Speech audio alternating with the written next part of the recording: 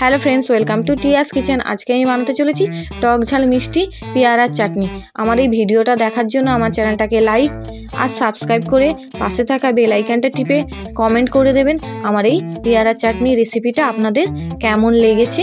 চলুন আমি আপনাদেরকে দেখাচ্ছি পেয়ারার চাটনিটা কিভাবে বানিয়েছি। আমি প্রথমে ধুয়ে রেখেছিলাম 3টে পেয়ারা। এবার আমি এটাকে কেটে নেব। তেলের মধ্যে মৌরি, কাঁচা লঙ্কা কুচি আর কিছুটা আদা চূড়া দিয়ে দিলাম। দিয়ে ভালো করে একটু ভেজে নেবার পর কেটে রাখা পেয়ারাটা দিয়ে দিচ্ছি। পেয়ারাটাও তেলের সাথে ভালো করে ভেজে নিলাম। দেখুন ভাজতে ভাজতে আমার পেয়ার থেকে খুব সুন্দর জল বেরিয়ে এসছে। এবার এর মধ্যে আমি বাতাসাটা দিয়ে দিচ্ছি। আপনারা চাইলে বাতাসার বদলে চিনিও দিতে পারেন, গুড়ও দিতে পারেন। আমি বাতাসাটা দিলাম। এবার পরিমাণ মতো লবণ আর হলুদটা দিয়ে দিচ্ছি। দিয়ে ভালো করে পেয়ারার সাথে মিশিয়ে নেব।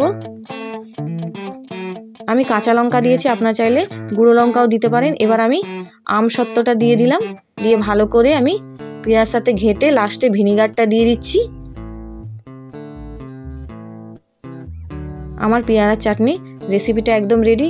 এই পেয়ারা চাটনি আপনাদের কেমন লেগেছে জানাবেন। ধন্যবাদ।